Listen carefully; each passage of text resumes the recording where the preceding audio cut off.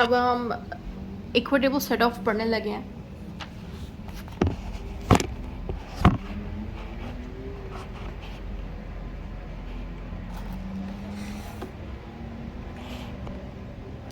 तो ये जो इक्विटेबल सेट ऑफ है ये 2023 के पेपर में आ चुका है, ठीक है, ये देखें। और 2023 के इस क्वेश्चन में आया what is equitable set of, please explain the examples of equitable set of, ठीक है। तो अब हम इसको स्टार्ट करने लगे हैं, इसका इंट्रोडक्शन।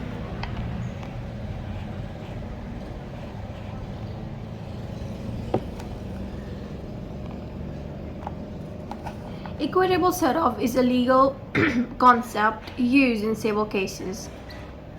जो इक्विटेबल सेट ऑफ है वो एक लीगल कॉन्सेप्ट है जो कि हम केसेस में यूज़ करते हैं। लाइक जो सेट ऑफ है वो केसेस में यूज़ होता है। It allows a defendant to reduce the amount they owe to plaintiff by claiming that the plaintiff also owes them money. इससे होता ये है कि जो डिफेंडेंट है ना, इससे प्लेंटिफ पैसे मांगता है वापस अपने, और डिफेंडेंट कहता है ठीक है मैं आपको पैसे देने को तैयार हूँ, लेकिन डिफेंडेंट सेट ऑफ यूज़ करता है। Set off as a defence अपने लिए यूज़ करता है। कैसे कि डिफेंडेंट सेट ऑफ यूज़ करके ये कहता है कोर्ट को कि ठीक है मैं प्लेंटिफ के पैसे दे दूँगा, लेकिन पास्ट में भी प्लेंटिफ ने मुझसे कुछ पैसे लिए थे, तो क्या वो पैसे मेरे वापस करेगा कि नहीं। तो इससे होगा ये कि जो डिफेंडेंट जो पैसे मांग रहा है प्लेंटिफ से, और जो प्लेंटिफ ने डिफेंडेंट से मांगे हैं, उससे होगा ये कि जो प्लेंटिफ ने पैसे मांगे थे वो डिफेंडेंट के पैसों से माइनस हो जाएंगे। मतलब 10 लाख मांगे थे प्लेंटिफ ने डिफेंडेंट से, और डिफेंडेंट ने पास में उसको 5 लाख रुपए दिए हुए थे, तो वो पास के कुछ रिकॉर्ड्स दिखाएगा कोर्ट को, ठीक है, कि इसने मुझे ये पैसे मैंने इसको दिए थे और ये इसके रिकॉर्ड्स हैं। तो कोर्ट जब वो रिकॉर्ड्स देखेगी कि इसने पास में 5 लाख दिए थे और प्लेंटिफ इससे 5 लाख की बजाय 10 लाख मांग रहा है, जो कि गलत है, उसको इतने नहीं मांगने चाहिए थे, तो कोर्ट क्या करेगी कि प्लेंटिफ को कहेगी ठीक है आप 10 लाख की जगह इससे 5 लाख लें, क्योंकि आपने भी इसके पैसे देने हैं, ठीक है। इसको हम कहते हैं set of. It allows the defendant to reduce the amount they owe to the plaintiff by claiming that the plaintiff also owes them the money. Unlike legal set-off, which requires fixed amount, equitable set-off is based on fairness and can include unliquidated and uncertain amount. It means जो liquidate अपना क्या उसको कहते हैं, legal set of जो है, legal set off में fixed amount होती है। कोर्ट कहती है कि आपने फिक्स्ड अमाउंट देनी है अगले को, ठीक है, या लेनी है उससे। लेकिन जो इक्विटेबल सेट ऑफ है, इक्विटेबल सेट ऑफ में आपकी फिक्स अमाउंट नहीं होती। मिसाल के तौर पे आपका कोई डैमेज कर दिया है प्लेंटिव ने, ठीक है, प्लेंटिव ने आपने कुछ डैमेज कर दिया, तो प्लेंटिव आपसे कहता है कि ठीक है आप मुझे 10 लाख दे दो। प्लेंटिव कहता है डिफेंडेंट से, तो डिफेंडेंट का भी तो नुकसान किया है ना कहीं प्लेंटिव ने किसी चीज़ में। तो प्लेंटिव को कोर्ट कहेगी कि आप डिफेंडेंट का जो नुकसान हुआ है ना आपकी वजह से, तो आप वो पैसे जो है उसको दे दें। फिर प्लेंटिव अगर मैं नहीं दूंगा ये वो, तो ऐसी सिचुएशन पे प्लेंटिव ने जो कहा था कि डिफेंडेंट मेरे इतने पैसे थे, तो वो पैसे माइनस हो जाएंगे। लाइक 10 लाख मांगे हैं, तो 10 लाख की जगह प्लेंटिव को सिर्फ 5 लाख या 4 लाख मिलेंगे, क्योंकि जो भी उस प्लेंटिव ने नुकसान पहुंचाया था डिफेंडेंट को, वो पैसे फिर डिफेंडेंट की साइड से अपना प्लेंटिव की साइड से डिफेंडेंट को चली जाएगी। क्योंकि कोई फिक्स अमाउंट नहीं होगी, कोर्ट अपनी मर्जी से डिसाइड करेगी। कोर्ट्स उस डिफेंडेंट के ऊपर जो नुकसान पहुंचा है ना, उस नुकसान को देखते हुए कि कितने पैसों का नुकसान हुआ है, उस बेस पे कोर्ट कुछ अमाउंट सब्सट्रैक्ट कर देगी प्लेंटिव के पैसों में से। तो इसको हम इक्विटेबल सेट ऑफ कहते हैं। लेकिन जो लीगल सेट ऑफ है उसमें फिक्स्ड अमाउंट होती है। तो ये इसके इंट्रोडक्शन में लिखा है। नेक्स्ट हेडिंग पे आती है definition of equitable set off में। इसमें लिखा है equitable set off is when defendant asks the courts to reduce their debts the plaintiff demands from the defendant because the plaintiff also owes defendant money. This claim is based on the fairness even if the amount owns are not clear and fixed. यहाँ पे ये लिखा है कि जो भी पैसा plaintiff जो है डिफेंडेंट से मांग रहा है ना, वो अमाउंट माइनस हो जाएगी, क्योंकि डिफेंडेंट ने भी प्लेंटिव को पास्ट में कुछ पैसे दिए थे या किसी चीज़ में हेल्प की थी, ठीक है, तो वो अमाउंट माइनस हो जाएगी। लेकिन इक्विटेबल सेट ऑफ में इस तरह होता है कि प्लेंटिव ने सपोज डिफेंडेंट और प्लेंटिव की गाड़ी का एक्सीडेंट हो गया, तो प्लेंटिव ने कोर्ट में जाके कहा कि डिफेंडेंट ने मेरे 10 लाख का नुकसान कर दिया है, गाड़ी को मेरे इतने पैसों का लग गया नुकसान, या इतने का लग गया, ठीक है, 10 लाख एग्जाम्पल दे रही हूँ। तो 10 लाख का नुकसान के लिए प्लेंटिव ने डिफेंडेंट पर इल्ज़ाम लगा दिया कोर्ट में। तो डिफेंडेंट की भी तो गाड़ी डैमेज हुई है ना, ज़ाहिर है दोनों की जब गाड़ियाँ टकराती हैं तो दोनों की साइड से एक्सीडेंट होता है, दोनों की साइड पर असर पड़ता है।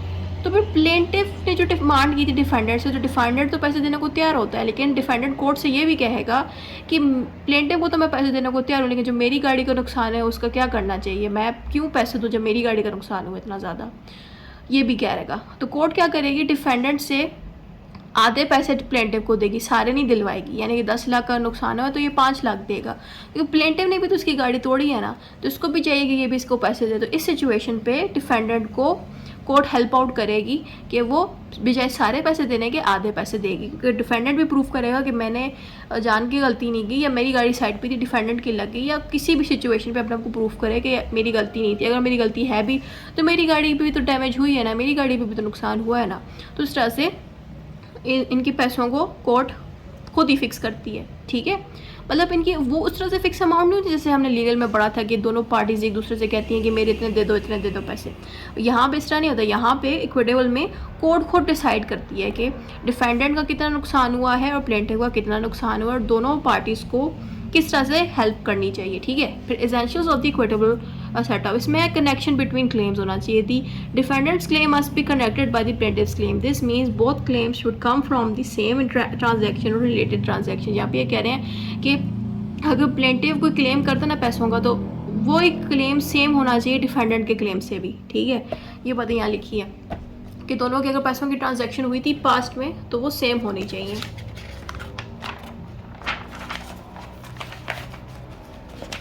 फिर आता है हमारे पास फेयरनेस।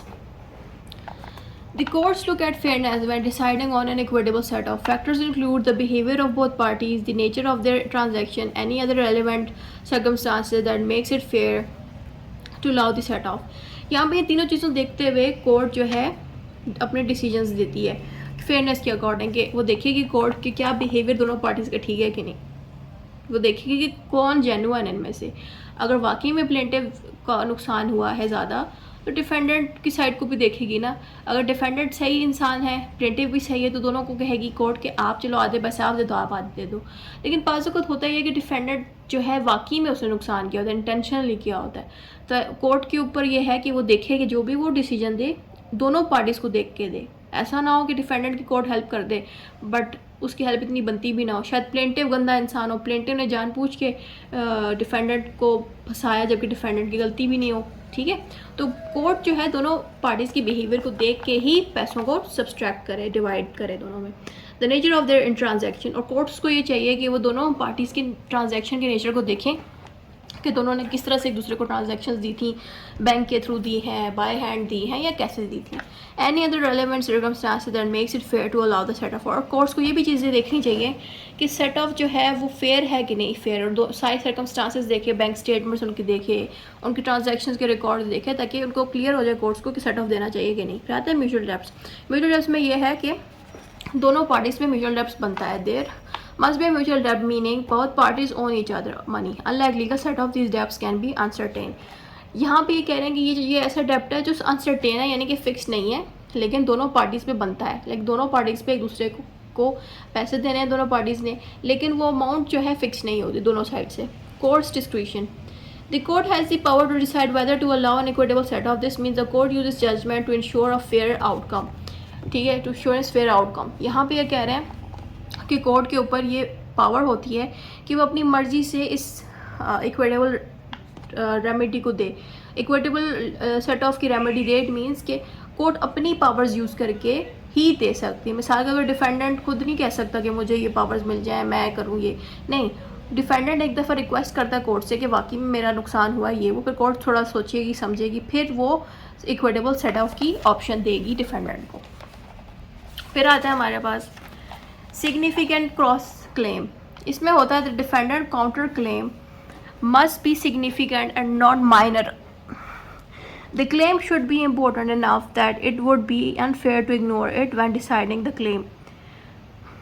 यहाँ पे ये कह रहे हैं कि अगर डिफेंडेंट क्लेम मांग रहा है कि मैंने भी पास्ट में इसको पैसे दिए थे, तो कोशिश करे डिफेंडेंट कि उसका जो क्लेम है या जो बातें उसने कही हैं वो इतनी अच्छी हों, इतनी सीरियस हों कि कोर्ट उस चीज़ को इग्नोर ना कर सके कि कोर्ट ये ना कहे कि वैसी पैसे मांग रहा है इसका बनता नहीं। प्रॉपरली एविडेंस के साथ डिफेंडेंट प्रूफ करे कि वाकई में उसका भी नुकसान हुआ है। फिर आता है examples of equitable set of. Examples देख लेते हैं। If a contractor sues a client for unpaid work but the client claims the work was faulty and caused extra cost, the court might allow an equitable set off for the repair cost. यहाँ पे हो ये रहा है ना कि जो contractor है ना वो वर्कर को ना सू कर देता है, क्योंकि इस वर्कर की वजह से ना जो है कॉन्ट्रैक्टर को नुकसान पहुंचा है। But the client claims the work was faulty.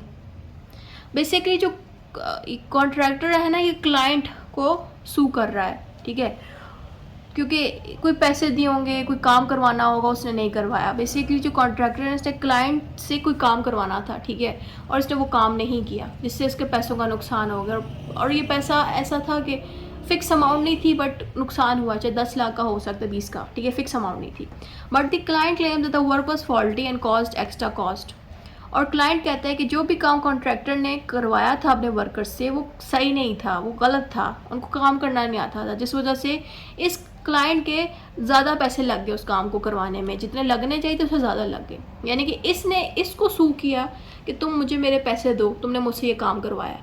और क्लाइंट ने फिर इसी को ही आगे से कह दिया कि जो काम तुमने करवा के दिया है मुझे, उस पर मेरे ज़्यादा लग गए हैं क्योंकि तुम्हारा काम ठीक नहीं हुआ। तो दोनों का अपनी अपनी साइड से था कि हमें पैसे मिलने चाहिए, तो दोनों के पैसे हाफ डिवाइड हो जाएंगे। तो इसलिए अब ये इससे कम मांगेगा, मतलब 10 लाख मांग रहा है तो इसको कम पैसे देगा, क्योंकि ऑफकोर्स इसकी वजह से इसको पैसे ज़्यादा देने पड़े अपने काम करवाने के लिए। तो इस तरह से इक्विटेबल सेट ऑफ होगा कि कोर्ट दोनों की अमाउंट सुनेगी, उसके हिसाब से फिर खुद दोनों को डिसाइड करके बताएगी कि कितने आप लोगों को पैसे जो है देने चाहिए एक दूसरे को, ठीक है। If a supplier sues a retailer for payment of goods but the retailer claims that the goods were delivered late and caused business losses, the court might grant an equitable settlement for those losses. यहाँ पे ये कह रहे हैं जो supplier है जिसने अपनी चीज़ें रिटेलर को दी कि तुम आगे जाके बेचो, ठीक है, लेकिन सप्लायर ने जब इसको ये चीज़ें दी, इसने पैसे देने थे सप्लायर को उन चीज़ों के, लेकिन इसने पैसे पे नहीं किए। अब इसने जो चीज़ें सप्लायर से ली थी वो चीज़ें जो थी लेट पहुंची इस बंदे को, जिससे क्या हुआ, इसकी दुकान का नुकसान हुआ, इसके बिज़नेस का नुकसान हुआ इसको। तो इस हिसाब से सप्लायर और रिटेलर दोनों एक दूसरे को पैसे देने चाहिए। लाइक ये इसे पैसे मांग रहा है चीज़ों के लिए, ये इसे चीज़ें लेने के बाद आगे ऑब्वियसली इसने चीज़ें इसको लेट दी थी, जिस वजह से इसका बिज़नेस का नुकसान पहुँचा इस बंदे की सुस्ती की वजह से, लेट होने की वजह से। तब ही दोनों साइड से नुकसान हो गया और नुकसान के पैसे फिक्स नहीं थे। तो कोर्ट क्या करेगी, दोनों के नुकसानों को सुनेगी और फिर अपने हिसाब से अमाउंट बताएगी कि आप इसको इतने पैसे दें, आप इसको इतने दे दें, ठीक है। फिर कंक्लूजन में हमने सारा कुछ इक्विटेबल सेट ऑफ के बारे में लिख देना, जब भी हमने पीछे पढ़ा था उसको शॉर्ट करके यहाँ पे अपने कंक्लूजन में लिख देना है।